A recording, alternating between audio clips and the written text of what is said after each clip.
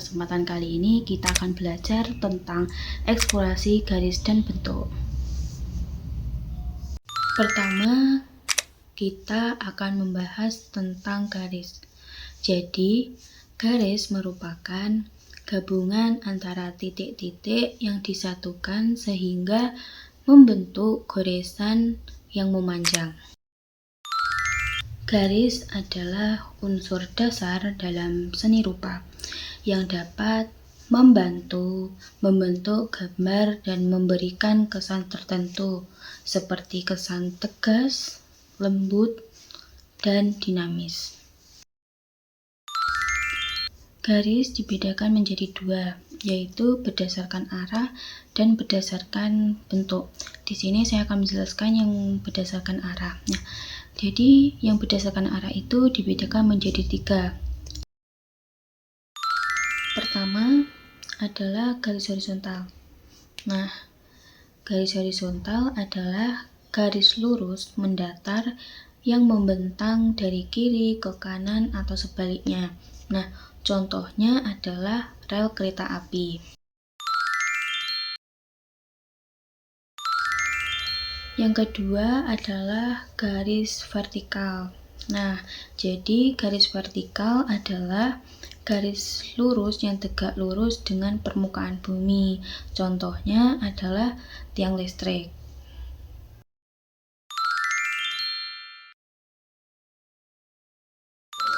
Yang ketiga adalah garis diagonal.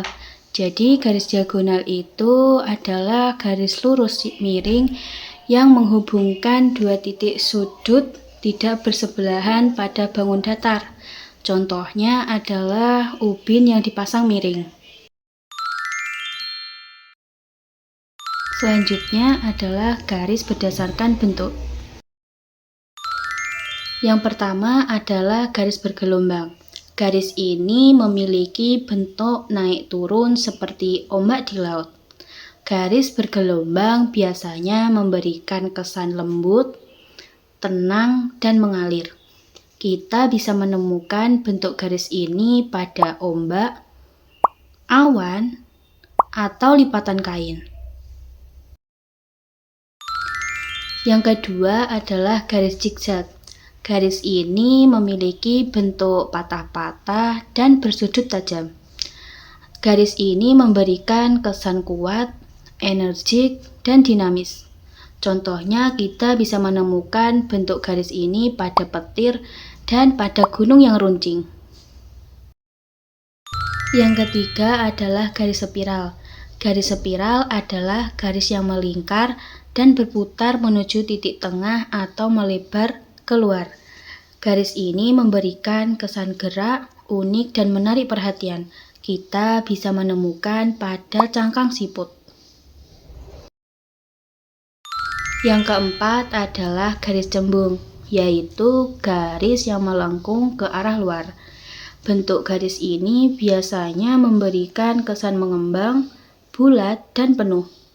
Contohnya kita bisa menemukan pada bentuk balon atau permukaan buah.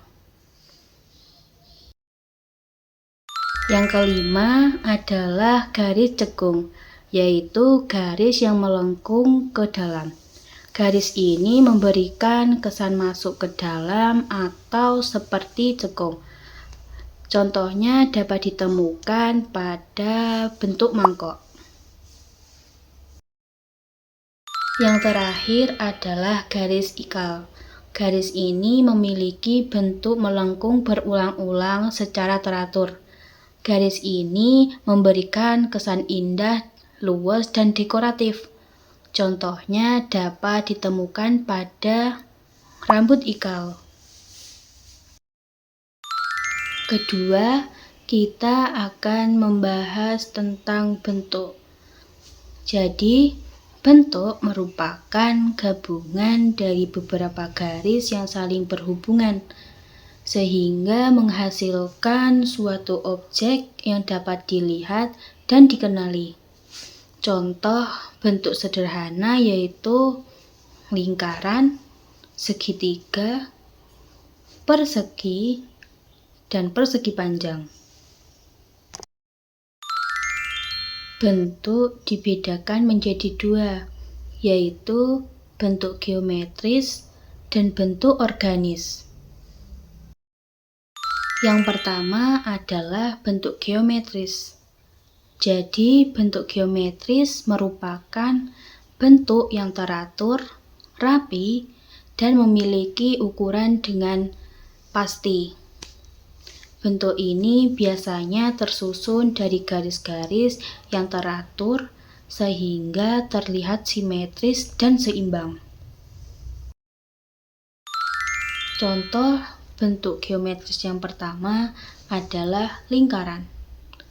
Lingkaran merupakan bentuk yang bulat sempurna, tidak memiliki sudut, dan memiliki garis lengkung yang menyatu. Kita dapat menemukan bentuk lingkaran pada roda, jam dinding, dan pada piring. Selanjutnya ada segitiga. Segitiga adalah bentuk yang memiliki 3 sisi dan 3 sudut. Bentuk ini terlihat kokoh dan sering digunakan dalam gambar atap rumah dan rambu lalu lintas. Selanjutnya, persegi. Persegi memiliki 4 sisi yang sama panjang dan 4 sudut siku-siku. Bentuk ini terlihat seimbang dan rapi. Contohnya dapat kita lihat pada kotak hadiah dan jendela. Selanjutnya, persegi panjang. Persegi panjang, bentuk ini juga memiliki 4 sisi, tetapi panjang dan lebarnya berbeda.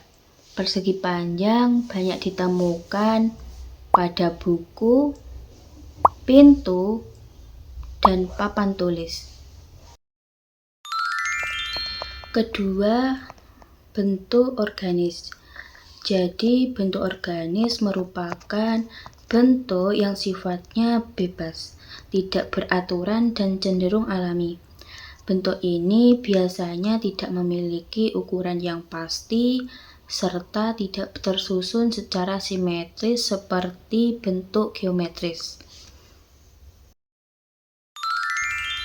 Bentuk organis dibedakan menjadi dua, yaitu bentuk alami dan bentuk makhluk hidup.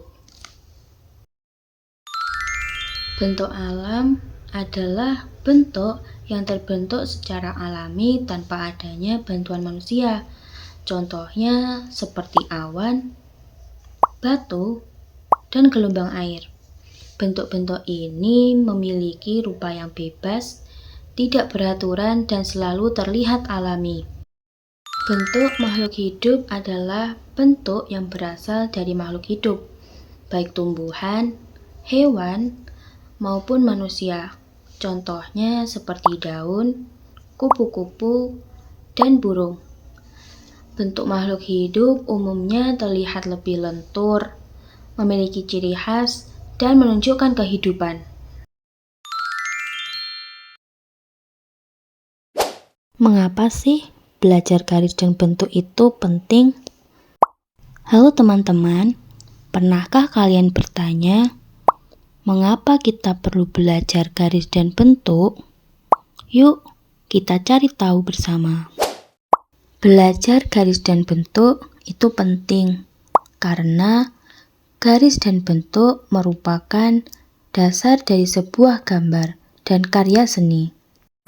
Coba lihat, rumah, pohon, mobil, bahkan gambar hewan, semuanya tersusun dari garis dan bentuk. Dengan memahami garis dan bentuk, kita bisa lebih kreatif. Satu bentuk bisa menjadi banyak gambar yang berbeda. Lingkaran bisa menjadi bola, matahari, atau balon. Segitiga bisa menjadi gunung atau atap rumah. Menarik sekali, bukan? Belajar garis dan bentuk juga membuat kita lebih peka melihat benda di sekitar. Kita jadi bisa mengenali bentuk benda, pola, dan keindahan yang ada di lingkungan kita. Jadi, belajar garis dan bentuk sangat penting karena dengan garis dan bentuk kita bisa berkarya, berkreasi, dan melihat dunia dengan lebih kreatif. Mungkin itu saja yang dapat dibahas tentang garis dan bentuk. Mungkin ada salah kata saat saya menjelaskan. Mohon maaf yang sebesar-besarnya.